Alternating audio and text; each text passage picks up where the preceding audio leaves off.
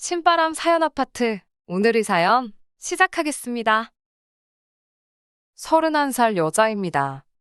결혼식 날짜가 얼마 남지 않았는데 참 여러 가지로 생각이 많이 드네요. 제가 살고 있는 지역은 부산입니다. 저희 부모님은 작은 식당 하나 운영하고 계시고 대박집까지는 아니지만 그래도 한 번쯤은 들려봐야 할 맛집으로 아는 사람들 사이에서는 소문이 자자해서 평소에도 손님이 그럭저럭 있는 편이고 특히 휴가철에는 정신이 없을 정도로 바쁜 가게를 하고 계세요. 한 자리에서 오래 하셔서 단골 손님이 많은 가게입니다. 장사하는데 남는 거 없이 한다고 하면 당연히 거짓말이겠지만 그래도 가족들 먹는 밥이라 생각하고 운영하시는 철칙을 가지고 계셔서 생각만큼 많이 남기지는 않으세요. 그래도 성수기인 휴가철에는 회전율이 엄청나기 때문에 그때 버는 돈은 거의 남는 거라고 보시면 됩니다. 부모님이 장사로 돈을 어느 정도 버셨지만 진짜 돈을 번 건 사실 부동산이에요. 한참 장사 잘하실 때 그래도 큰 돈을 벌게 되셔서 두 분이 가게 접고 은퇴하시면 노후에는 유유자적하게 보내시겠다고 광안대교 보이는 바다 전망 아파트를 매매하셨고 세를 주고 있었거든요. 우스갯소리로 하는 말이지만 장사 40년에서 모은 돈보다 4년 사이에 아파트 값이 올라서 번 돈이 크다고 하실 정도로 집값이 순식간에 엄청나게 올랐습니다. 장사도 잘 되고 부동산으로 큰 돈도 버셨지만 코로나 시국에 손해를 많이 보셨어요. 영업시간 제한과 거리두기로 자영업자들 죽어나간다는 소리가 곳곳에서 들려오는데 저희 부모님 식당이라고 해서 그걸 피해갈 수는 없었지요. 평소 하던 장사에도 타격이 컸지만 가장 힘들었던 게 1년 중 가장 큰 돈을 버는 휴가철이 돼도 관광객 수가 줄어들었으니 그때 버는 돈이 주 수입원이었던 부모님 가게는 타격이 컸지요. 원래는 성수기 때 직원들도 더 뽑아서 쓰고 그랬는데 몇 달이면 끝날 줄 알았던 그 상황이 1년이 되고 2년째가 되니까 버티기가 힘들더라고요. 오래같이 일하신 분들도 결국 가게 사정 때문에 그만두시는 사람도 계셨고 아예 은퇴하시는 분들도 계셨어요. 그때 부동산은 한참 오르고 있었으니 솔직히 손해본 건 아니었지만 언제까지 지속될지도 모르는 상황에 한참 잘 오르고 있는 집을 정리해서 손해를 메꾸자니 세금으로 나가는 돈도 크고 이래저래 그게 해결 방안이라는 생각이 들지 않았습니다.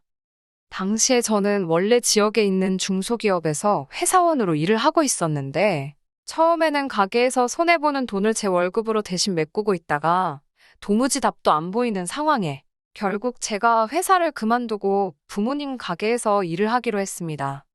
제 월급이 뭐 얼마나 대단한 돈도 아니고 제 월급으로 다른 직원들 인건비 내주는 상황이었으니 부모님 입장에서는 직원 수를 줄이고 제가 일하는 편이 덜 손해를 봤기 때문이었어요. 그때 가장 힘들었던 건 부모님 사정을 뻔히 아는데 제 월급 챙겨달라고 할 수가 없어서 제가 몸으로 때우고 있기는 했지만 그렇다고 해서 벌던 만큼의 월급을 보장해 달라고 할 수 없었기에 거의 무급으로 일하다시피 했습니다. 결혼을 준비하고 있던 남자친구는 원래는 서울 사람이고 다니던 회사가 지사가 있었는데 그게 부산에 있었어요. 코로나 시국이 오기 훨씬 전부터 혼자 부산에 내려와서 살고 있었고 어쩌다가 인연이 닿아서 연애를 시작하게 되었습니다. 남자친구는 제가 부모님 가게를 돕는 걸 반대를 했어요. 제 월급이며 모아둔 돈까지 부모님 가게로 들어가는 걸 알고 있었는데 솔직히 그 상황을 반기는 사람이 어디 있겠어요. 거부감을 느끼는 건 당연하다고 생각했습니다. 더군다나 남자친구나 저나 서로 나이가 있는지라 결혼 이야기가 본격적이지는 않았지만 오고 가고 있던 상황이었으니 제가 돈을 더 모으는 상황이 아니라 그나마도 모아놓은 돈을 계속 까먹고 있는 상황에 솔직히 결혼 이야기는 물 건너갔다고 생각했습니다. 부모님께서는 항상 그 상황에 대해서 제게 늘 미안하다고 하셨고 제가 들였던 돈은 노후 대책인 아파트를 팔아서라도 꼭 갚겠다고 하셨기에 솔직히 부모님이 제 돈을 떼먹을 거라 생각하지는 않았습니다만 남자친구의 경우에는 항상 가족끼리 돈으로 얽혀서 좋을 것 없다면서 이 상황을 부정적으로 받아들이고 있었어요. 제 돈이 못해도 4천만 원 정도 묶여버린 상황이었거든요. 애초에 남자친구 계획은 저희가 결혼하게 된다면 서울에 있는 본사로 복귀해서 서울에서 결혼 생활을 하고 싶어 했기에 더더욱이 돈 한 푼이 아쉬운 상황에서 특히 제가 회사를 그만두고 부모님 가게에서 일을 시작하기로 했다는 말을 들었을 때는 거의 헤어지자는 소리까지 들을 뻔했습니다. 그러던 와중에 부모님께서 제안을 해오셨어요. 노후 대책으로 가지고 있는 집에 일단 신혼집으로 쓰면 어떻겠냐고 제안을 하셨습니다. 혼수나 그런 것들은 다 채워줄 것이고 가정가구 같은 것들이야 나중에 저희가 정말 서울로 삶의 터전을 옮기게 된다면 그냥 가져가기만 하면 되는 부분이었으니 말이지요. 그리고 상황이 나아진다면 부모님은 제 돈을 제일 우선순위로 해서 갚아줄 것이고 최후의 최후까지 다른 방도가 없다면 집을 팔아 돌려주면 되지 않느냐고 말씀하셨습니다.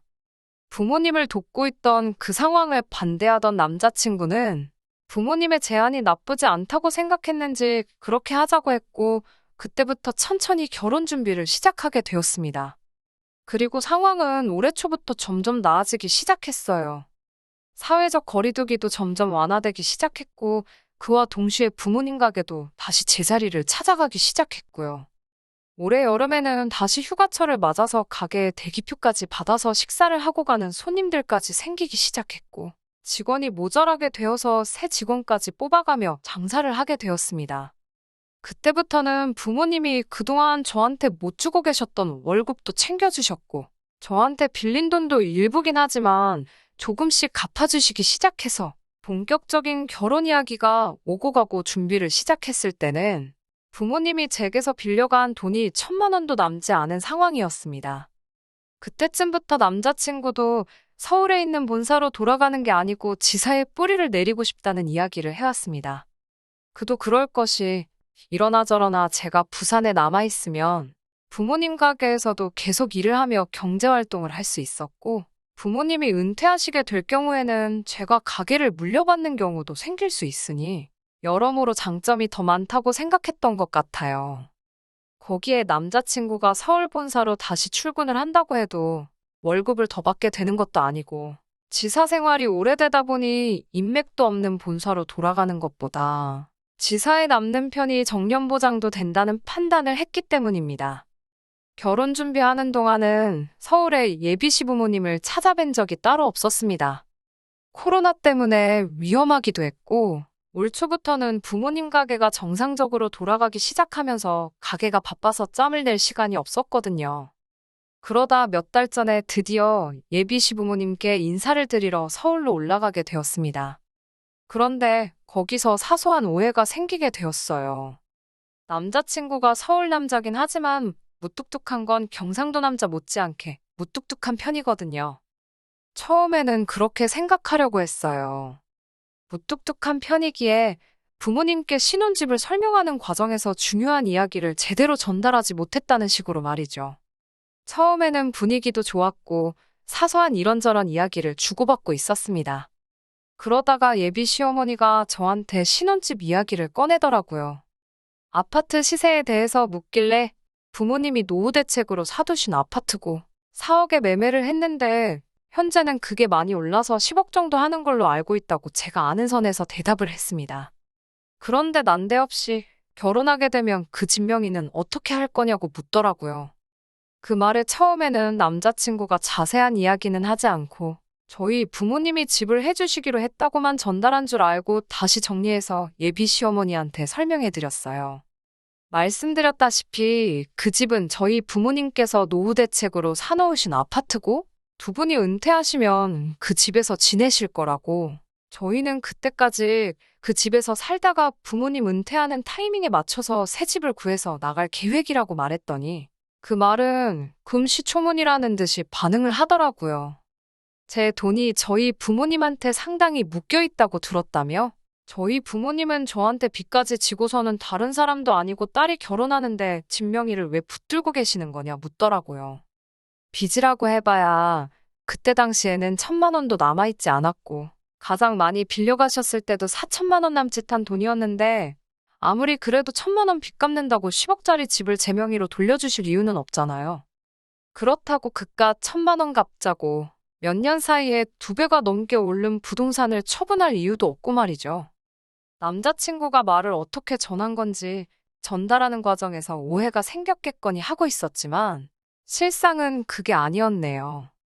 예비 시어머니는 저한테 그 집은 저희가 결혼하게 되면 명의를 옮기는 게 맞다고 하시며 남자친구도 결혼할 때 돈을 가져가니 공동명의로 하는 게 맞다고 하더군요. 저게 무슨 귀신 씨나라 까먹는 소린가 싶어 남자친구 쪽을 쳐다봤는데 남자친구는 당혹스러운 표정만 하고 있지 나서서 그 상황을 해결하거나 끝내려는 모습은 보이지 않았습니다. 다시 부산 내려가는 길에 남자친구가 그제서야 자기가 설명을 제대로 못했다며 사과를 하더라고요. 그 상황에서 잘못 알고 계신 거라고 예비 시어머니한테 자초지종부터 모든 걸 설명하고 있을 때는 찍소리도 안 하더니 집에 가는 길에 제 기분 풀어준답시고 그제서야 사과를 하는데 솔직히 남자친구가 처음으로 못 믿었다는 생각이 들었어요. 결과적으로는 예비 시어머니한테 처음부터 끝까지 설명하게 되면서 아무리 결혼을 하고 나서라도 그 집은 저희 부모님 노후 대책이나 마찬가지이기 때문에 공동명의는커녕 제 명의로도 돌아가지 않을 거라고 못을 박아두기는 했습니다. 부모님과의 금전관계도 몇 달 뒤에는 완전히 해결될 일이고 만에 하나 그 집을 저희가 제 부모님한테서 매매를 하게 되더라도 값은 시세에 맞춰서 제 값을 치를 것이라고 확실하게 선을 그어놨어요. 아무리 부모님한테 설명하는 과정에서 오해가 생겨났다 하더라도 이해하기 힘든 부분이 많았습니다. 그래서 그런가 솔직히 이 결혼을 하는 게 맞는 건지 싶은 생각도 드네요. 혹시나 예비 시어머니가 꺼낸 말이 오해에서 나온 것이 아니고 모든 상황을 알고 있는 와중에 나온 본심이 아닐까 하는 생각 때문에 말입니다. 어찌저찌 오해를 풀었다고는 하지만 솔직히 첫인사 드리고 나서부터 생각이 많아 일도 손에 안 잡히는 상황이네요. 이미 5년 가까이 연애를 했고 남자친구도 거의 저 때문에 서울 본사 돌아가는 거 포기하고 부산에 뿌리 내리기로 했는데 사소한 오해 때문에 결혼을 뒤집어버리는 게 맞는 건가 싶기도 하고 고민이 참 많네요. 그냥 넋두리나 해보는 겸 이렇게 사연을 보내봤습니다. 안녕하세요. 오랜만에 다시 인사드리네요. 결론부터 먼저 말씀드리자면 결혼식을 열흘도 채 남기지 않은 상황에서 남자친구와는 끝내 파혼하기로 했습니다. 애초에 그런 오해가 생긴 뒤로 파혼 생각을 안 한 것도 아니지만 오해도 풀었고 그동안 길게 만나온 시간도 있으니 좋은 게 좋은 거라고 생각하기로 했었거든요. 그런데 실상은 그게 아니었네요. 애초부터 저나 저희 부모님을 아주 물로 보고 있었던 겁니다. 오해 풀고 나서 결혼 날짜까지 잡았고 결혼 준비 하나씩 해나가고 있었어요. 식은 부산에서 올리기로 했습니다. 아무래도 남자친구도 직장 생활을 내내 부산에서 해왔다 보니 가족 친지분들 서울에서 부산 내려오는 버스 대절해드리고 식은 삶의 터전인 부산에서 올리는 게 맞다고 합의를 했었거든요. 식 날짜까지 잡아놓은 상황에서 전세로 살고 있던 분들이 나가게 되면서 집이 빈집이 되었습니다. 그 와중에 어찌저찌 부모님이 저에게서 빌려간 돈은 전부 돌려받았고 부모님께서 어차피 고쳐서 살 집인데 저한테 그동안 빌렸던 돈도 있었고 하니 이자 내주는 셈 치고 리모델링하고 인테리어를 해주기로 하셨어요. 어차피 언젠가는 부모님께 돌려드려야 할 집이었지만 그래도 신혼집이었으니 인테리어는 최대한 저희가 원하는 대로 하게 되었습니다. 원래도 신축에 가까운 아파트였는데 리모델링 해놓으니까 더 번지르르해졌더라고요. 특히 통창으로 보이는 바다 전망이 정말 멋지고 밤에는 밤대로 야경이 너무 좋더라고요. 당장 들어가서 살아도 되지만 그래도 시골리고 신혼여행 다녀온 후에 의미 있게 들어가서 살려고 입주는 따로 안 하고 있었어요. 그런데 예비시모한테 전화가 왔어요. 예비시부모님과 결혼한 예비신우 부부까지 해서 당장 내려오겠다는 겁니다. 결혼식이 2주하고 며칠 정도 앞두고 있는 상황이었는데 뭐 때문에 오려는가 했어요. 그런데 당신들부터 예비신우 부부까지 올여름에 휴가를 못 다녀왔다며 결혼식 하는 김에 부산에 먼저 내려가서 휴가 좀 즐기다가 결혼식 참석하고 가겠다고 하는 겁니다.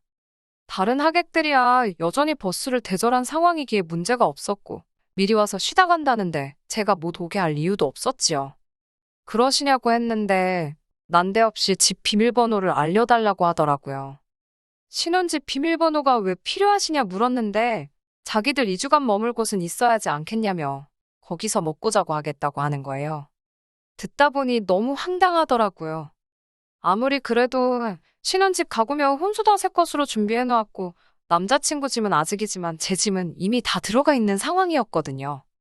저희도 당장 들어가서 살아도 되는 상황이긴 했지만 기분 내겠다고 저희도 가고 싶은 거 참고 견디고 있는데 그 집이 지금 빈집이나 마찬가지인데 좀 쓰면 어디가 덧나냐고 하더라고요. 그건 조금 어려울 것 같다고 말했더니 빈집 가지고 뭘 야박하게 구냐면서 예비 시부모가 쓰겠다는데 어떻게 거절을 할 수가 있냐면서 저한테 뭐라 쓴소리를 하더라고요. 해명할 필요까지 있나 싶었지만 그래도 그 집이 빈집인 이유를 설명하려는데 기분 나쁘다고 당신 할 말 다 하더니 전화를 그냥 끊어버리는 겁니다. 어이가 없어서 저도 다시 전화 안 했지요. 그런데 얼마 안 있어서 남자친구한테 전화가 오는 겁니다. 지 엄마한테 연락받았다고 하면서 저보고 왜 그러냐는 거예요. 살림이며 내 옷이며 다 들어가 있는데 솔직히 불편하다고 했어요. 아직 그 집에서 살 우리도 하루도 안 지낸 곳인데 새 가정가구며 쓰게 하고 싶지도 않고 혹시나 뭐 망가지거나 흠집이라도 생기거나 내 물건이라도 하나 없어지면 싫은 소리 해야 될 수도 있지 않냐고. 휴가차 오시는 거면 솔직히 부산에 관광호텔이 얼마나 많은데 좋은데 잡아드리면 되는 거 아니냐 했습니다.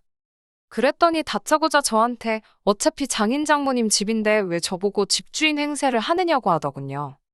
저희 부모님이 우리를 그 집에서 살게 해주신 게 다 한가족이라 해주신 것 아니겠냐고. 다른 사람도 아니고 이제 한가족이 되는 사람들인데 왜 남처럼 대하냐고 하면서 집 가지고 제가 갑질을 하려고 둔다는 거예요. 그리고 그런 저희 마음 씀씀이가 결국에는 제가 저희 부모님을 욕보이는 거나 마찬가지라고 하는 겁니다. 저희 부모님을 욕보이는 일이라길래 저희 부모님한테 곧바로 전화를 걸었어요. 이러이러한 상황인데 어떻게 해야 물으니 저희 부모님도 그건 아닌 것 같다. 딱 잘라 말해줬습니다. 남자친구 표정이 말이 아니더군요. 이미 다 정리된 상황인데 불만이 아주 많다는 듯 계속해서 궁시렁대더라고요. 저희 부모님이 예비시가족 머물 숙소를 구해줘야 한다는 겁니다. 그것도 바다 전망 보이는 아주 고급 호텔 이야기를 하면서요. 왜 그걸 우리 부모님이 내셔야 하냐 했더니 저랑 저희 부모님이 자기 가족들을 집에서 머물지 못하게 어깃장을 부리고 있으니 우리 가족들은 부산 내려와서 어디서 머물러야 되냐 이런 소리나 하고 있는 겁니다. 애초에 결혼식 때 서울까지 버스 대절 비용도 저희 쪽에서 내는 거 아니냐 예정된 것도 아니고 불쑥 찾아온다는데 그 비용을 왜 우리 부모님이 돈을 써야 하는 거냐고 했지요. 누가 봐도 억지를 부리는 건 자기 자신이었으니 남자친구도 더는 할 말이 없었나 봐요. 그러면 그냥 오지 말라고 한다고 하면서 예비 시부모 바람 맞히는 게 앞으로 네 결혼 생활에 어떻게 돌아올지 두고 보자고 하는 겁니다. 웃기지도 않더라고요. 전 그렇게 오라고 하고 싶으면 자기 돈 주고 숙소 잡아주면 해결되는 거 아니겠어요? 그런데 끝까지 지 돈 쓰지도 않고 자기 돈까지 써가면서 자기 가족들 2주 동안 부산 구경 시켜주는 게 수지타산에 안 맞는다고 생각한 건지 근데 제 앞에서 예비 시부모님한테 전화해서 그냥 오시지 말라 하더군요. 여기서 끝났으면 좋았겠지만 혹시나 촉이 안 좋아서 그날 저녁에 신혼집 가서 비밀번호를 바꿔놨어요. 아니나 다를까 남친 가족들이 부산 내려온다고 통보했던 날에 남자친구한테서 전화가 오더라고요. 이게 뭐 하는 짓이냐고 묻길래 너는 뭐 하는 짓이냐고 저도 똑같이 따져 물었습니다. 잔말 말고 비밀번호나 알려달라는 걸로 봐선 안 봐도 누구한테 현관문을 열어주려고 그러는지 딱 알겠더라고요. 오지 말라고 내가 보는 앞에서 연락하더니 안 들키면 그만일 거라고 생각했는지 그새 말을 바꿔서 자기 가족들 다시 내려오라고 했던 겁니다. 그날 저녁에 남자친구 퇴근하고 나서 아주 된통 난리가 났지요. 예비 시모가 그러더군요. 너 이래가지고 나한테 며느리 대접받을 생각하지 말라고 하면서 우리 아들이 서울 본사로 옮겨서 서울에 집 얻고 그러면 내가 어떻게 하나 두고 보자 하는 겁니다. 신혼집 공동명의 안 한다고 할 때부터 알아봤다고 시골 깡촌에 살면서 돈 몇 푼 좀 있다고 꺼드럭거리지 말라더군요. 남자친구도 그렇고 예비 시모도 그렇고 뭘 그렇게 두고 보자고 하는 건지. 이런 식으로 나오는데 제가 오래오래 두고두고 볼 사람이라고 생각했던 걸까요? 애초에 남자친구가 부산에 뿌리 내리기로 해서 저도 결혼 생각을 한 건데, 이제 와서 서울로 다시 올라간다는 이야기를 하는 것도 어이가 없더라고요. 안 봐도 뻔하죠. 기댈 곳도 없고, 솔직히 이제 경력도 단절돼서 취직도 못하는 제가 서울 올라가서 뭐 하겠어요? 결혼하고 나서 남자친구는 말 바꿔서 서울로 저 데리고 올라갈 계획인 거고, 지독한 시집살이가 예정돼 있는 건 안 봐도 뻔한 일이잖아요. 오히려 술술 결혼 후 저를 어떻게 할 생각인지 전부 다 말해주는 게 고마울 정도였습니다. 그래서 결혼 10일 앞두고 파혼하자고 했습니다. 애초에 처음에 친정부모님 집을 돈 한 푼도 안 내고 공동명의를 한 해 만에 하면서 치사하다 할 때부터 알아봤어야 했는데, 남자친구가 중간 역할만 잘해주면 문제 없을 거라고 생각했던 제가 잘못한 거지요. 그깟 결혼 꼭 오래 연애했다고 해서 책임감 느끼고 해야 할 필요도 없는 거였는데, 좋은 점만 보려고 했던 제 잘못이죠. 끝까지 들어주셔서 감사합니다. 오늘의 사연은 여기까지입니다. 구독과 좋아요, 알람 설정 부탁드리고 더 좋은 사연으로 다시 찾아뵙겠습니다. 감사합니다.